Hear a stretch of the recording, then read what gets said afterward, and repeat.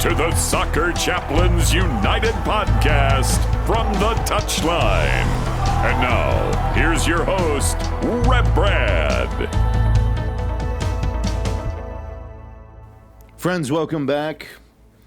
It's the middle of May, and of course, May is about mental health. Around the world, here in the U.S., we talk a lot about how's our mental health. What are the things we're doing about mental health? And for me, as a longtime chaplain in sport, in soccer, for me, part of the challenge is how to integrate faith in the mental health challenges that we have. Because I think these things are connected. They're related. The things we go through mentally, emotionally, spiritually, socially. How can my faith inform me, support me, encourage, heal, protect, in all those ways? That's part of my work as a chaplain, is to try to encourage people that God and His Word help us in these moments. And so what we're doing going through this month, we're going through a passage that for me for a long time has been really key and critical as we talk about issues like grief and emotional or mental well-being. Luke chapter 24, verses 13 through 36 has been a text in which I think we can walk through it a little bit and sit in it and understand some things about Jesus, about God, and about ourselves. And so that's what we've been doing for this month so far. So if you didn't get a chance to listen last week, I want to encourage you to go back. There's essentially, I'm pairing 2 lessons per week that we're diving into and we're looking in more deeply. And really, these are places where I'd like for you to sit with. And maybe you're sitting with the text throughout the week. Maybe you're sitting through a grief or loss moment. Maybe you're just sitting, in a good mental health, spiritual health place right now, but to equip yourself with some tools to say, when these moments come, what are some things I need to learn, realize, know, understand? Because I think in the midst of the storm, in the midst of a shipwreck, it's really hard to have a sense of what's up, what's down, what's true, what's not. And I think in these moments, we can do that. So, again, part of our rhythm and routine has been to listen to the text. My good friend Fraser Kay, he's a pastor, a longtime seminary friend. He's lives in Scotland now. He's going to read the text of Luke chapter 24, verses 13 through 36. And I encourage you to listen along. If you're driving or if you're in a space you can do that, or read along. He'll be reading from the NIV, and that's a text really that we're basing some of the words that we're talking about here on. So listen as Fraser reads Luke 24, verse 13 through 36. Now, that same day, 2 of them were going to a village called Emmaus, about 7 miles from Jerusalem. They were talking with each other about everything that had happened. As they talked and discussed these things with each other, Jesus himself came up and walked along with them, but they were kept from recognizing him. He asked them, "What are you discussing together as you walk along?" They stood still, their faces downcast. One of them, named Cleopas, asked him, "Are you the only one visiting Jerusalem who does not know the things that have happened there in these days?" "What things?" he asked. "About Jesus of Nazareth," they replied. "He was a prophet, powerful in word and deed before God and all the people.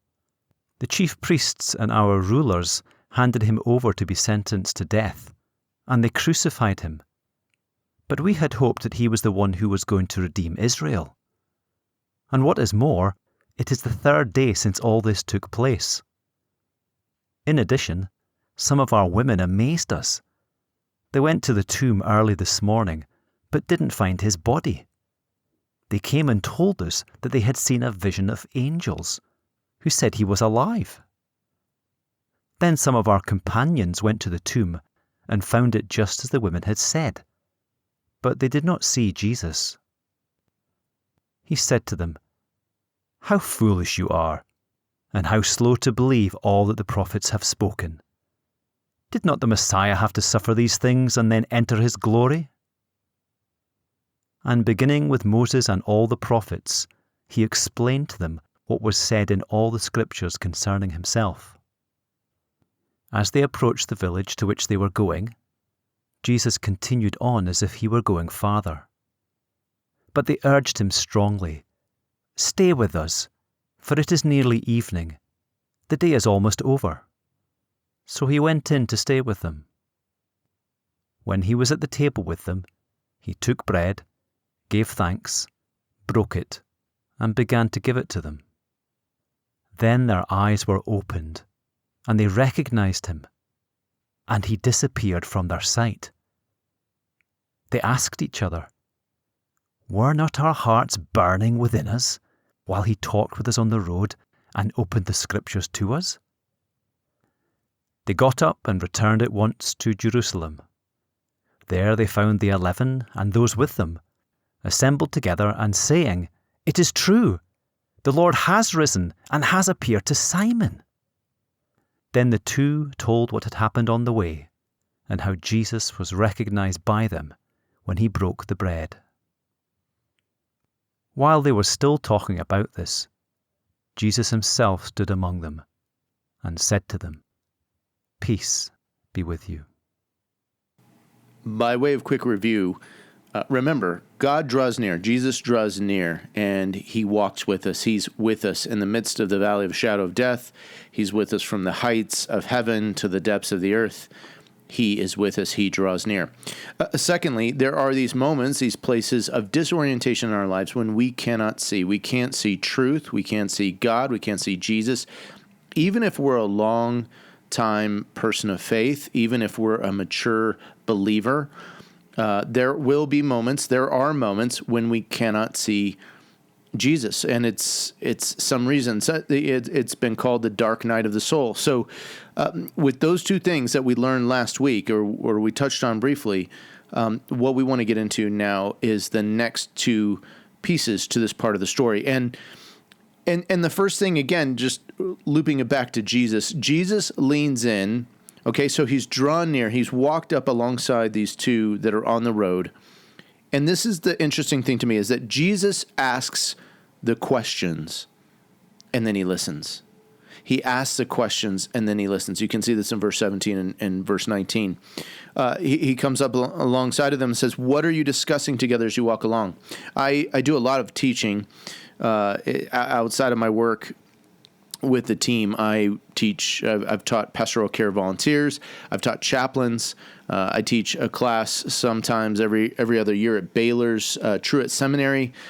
And in teaching, I teach some ways in which we need to pastorally care for people and model certain things, and the ways we need to listen and to ask good questions. You know, I think sometimes people can tell us whether we've asked a good question or not, right? Did you enjoy the game? Yes. Did you have fun tonight? No. Right, that's a close-ended question. Really, it can be answered with a yes or no. And so part of it takes some intentionality, it takes some reflection, it takes some thinking to ask the open-ended question, which is what Jesus does here. What are you discussing together as you walk along the road? That's not a yes or no question. It's really an invitation. It's an invitation to, hey, share with me.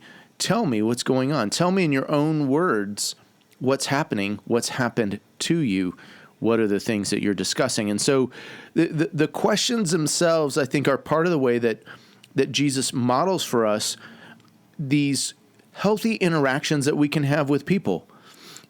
And then what he does, he proceeds to go on and listens to the two disciples as they share. And we'll talk about that. But in that, he lets them use their own words, their own experience, their own story. Now, if this were me, I would have leaned in a lot quicker and said, "Hey, it's me. Let's recognize that. Hey, let me correct you here. Like, what you said is not true." And I would have cut it off, I think, in a different way. I may not have listened intently to their pain, and you see that in the text. You see that they're in this emotional state. They can't see. They're disoriented. And so I think the listening piece becomes critically important for us, and especially in certain roles that you may have around the club. Like if you're a chaplain if you're the safeguarding manager, if you're the team psych, the counselor, of course, these are listening kind of professions. Like, we have to be good at listening and asking good questions. I think there's some other roles too that involve this. I think the athletic training staff, the medical staff, and again, I think through the process we learn. But then I think there's other roles too where whether we're an athlete coming alongside of a teammate or a coach that's trying to elicit the best out of the players that are playing underneath us or playing for us, asking that good open-ended question is important. And then listening. I think one of the challenges that happens generationally within the game is that a previous generation worked much differently, much harder in some ways, or in their own words, they might express that, like, hey, the game didn't come as easy. We didn't have as much money or attention or acclaim or fame around it. And so there can be some resentment with that. And sometimes that stops our ears. It stops our ears from listening and hearing what someone may be saying with us. I love this video that's out there. It's called The Nail. And I don't want to give too much of it away in case you haven't seen it yet. You could go on YouTube and just type in the search, The Nail.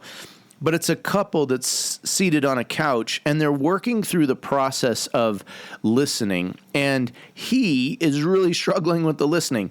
She wants him to listen in a certain way and not try to fix, not try to repair or take care of what's wrong, which we look at, and it's kind of weird. And again, I think that's a struggle for me, because even as a chaplain, pastor, I've been a father and husband for these many years. Like, there's a tendency and a propensity within me. I want to fix. I have the solution. I have the answer because I've seen this before. I've been here. And so I want to offer that as an encouragement, as a way to help this person. But we have to wait. We have to wait. We have to listen well. We have to wait until the person is ready to hear what we might say. And I think this is why in James 1:19, we're exhorted as Jesus followers to be quick to listen and slow to speak.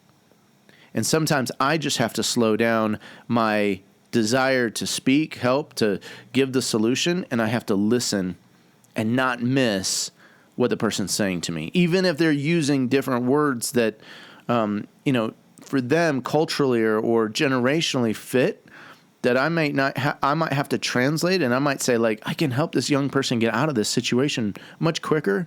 I still have to sit and listen. And Paul Tillich is a German theologian. He writes, the first duty of love is to listen. And this is what we see Jesus modeling here.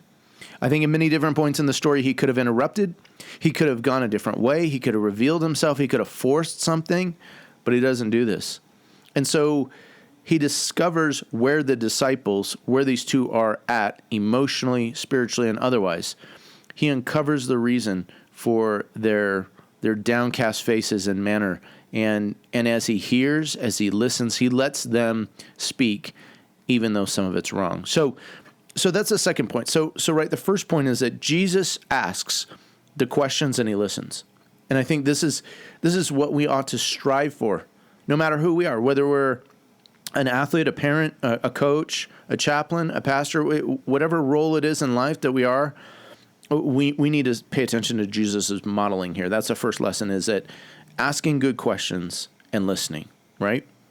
Second lesson, or the second thing we can see in the text, is that the disciples, they're devastated and they share. They kind of pour out. It's almost like there's this vomiting that goes on. And we see it in verse 19 through 24 and verse 17, we realize their affect. And the truth is that they're sad. All their hopes and dreams are gone, lost. Perhaps these disciples, like others, had put money into the cause of Jesus. Maybe they had left their families, their homes, their jobs to follow him. And they had thought things were going to go a certain way. I think that's so true of our journey in football, our journey in soccer. We give up a lot of things in order to be in the space, to try to reach those elite levels, to dream and to strive for. A lot of the young academy players, they give up things like prom or a traditional high school experience because they're playing and training each and every day and trying to improve themselves. They're trying to win the contract, or they're trying to get in a position where a college, a team might see them and might call them in. They give up a lot. There's a lot of sacrifices. And then when the disappointment comes, that's the real challenge. I was just reading recently that Crystal Palace, the English Premier League team, has now created this program. It's kind of like a 3-year program for their scholar footballers, their academy students that don't get a contract. Like, how can we help them transition? And it's a 3-year program. I think there's some real intentionality behind that and a real truth. It does take time to transition when you've worked your whole life towards something and then you have this disappointment. And so how do we deal with things like the grief of that?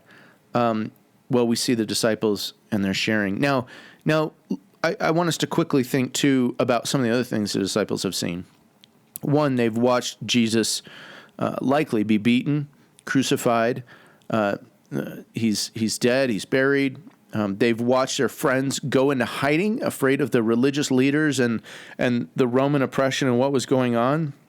These weren't comfortable times. This wasn't like safe times. They had been hiding out. One of their friends, one of their group, had committed suicide, hung himself in a tree. And so all of this turmoil and confusion is going on in their lives. And I think that adds into their devastation. Then we see them share. And there's some things as they share, we go, oh, yeah, that's right. Let's talk about Jesus of Nazareth. He was a prophet. Yeah, he was. Jesus was a prophet. He was powerful in word and deed. He was respected by God and the people. Like, there was a sense of that. Yes, that's true.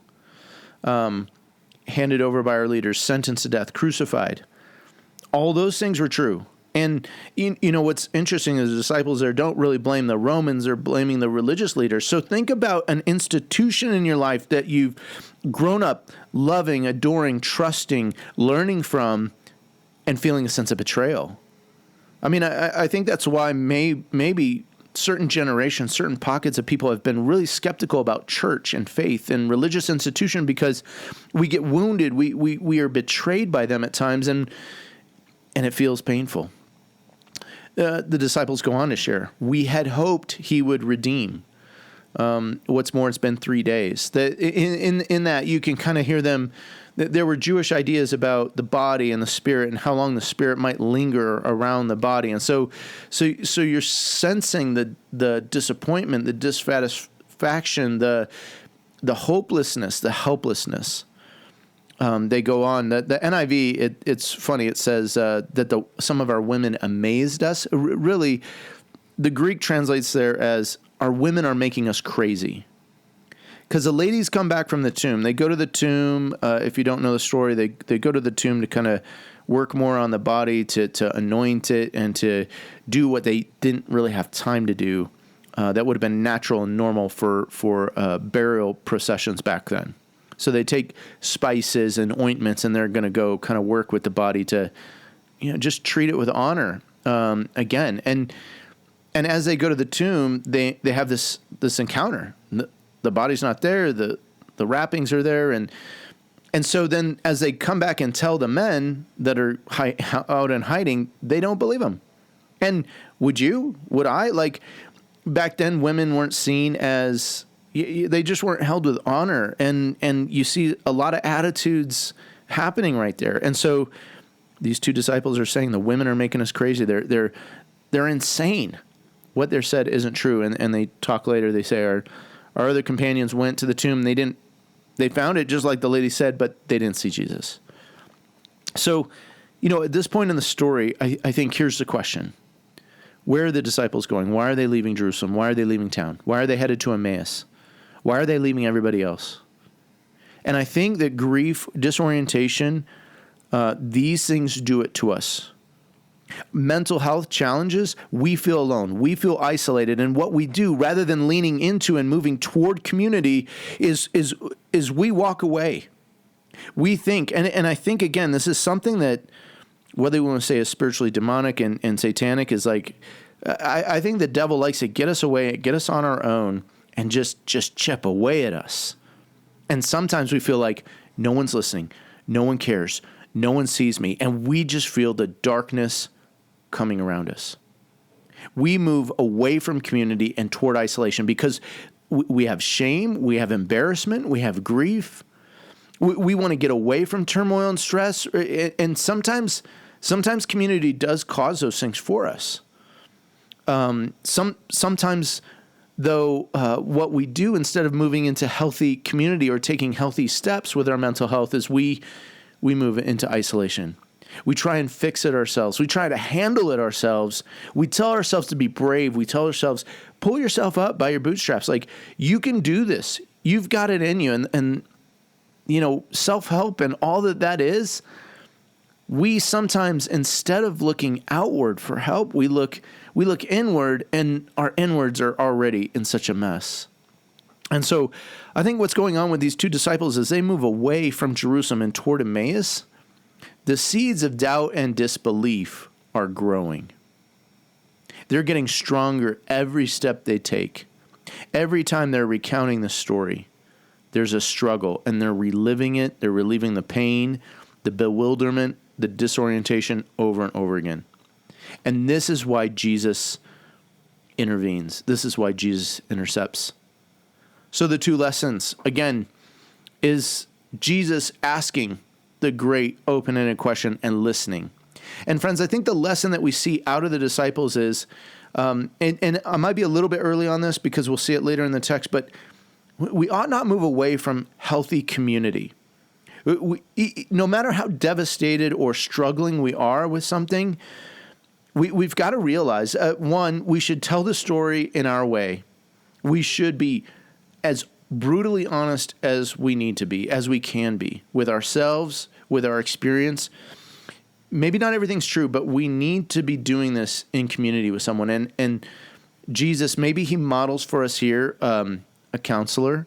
Maybe he models for us some other mental health person that's trustworthy and safe, and we can get help from and with.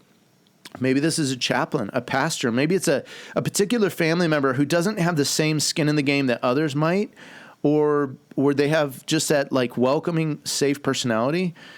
I don't know who this is. Maybe it's a friend or a teammate. Whoever it is, like I think our temptation is to move away, to get isolated, and to leave those healthier bounds and places. So my friends, as we continue to go through this story for the next few weeks, next couple of weeks that remain, I just want to encourage you, just sit with this and take a story from your own life. Take a situation, a moment when you've gone through grief or a loss or a struggle, a mental health challenge, and start asking yourself some of these things. One, is there any way that I've seen God like come and be alongside of this? Two, what are the ways that I've been blind? What are some ways I've blinded myself I haven't wanted to see?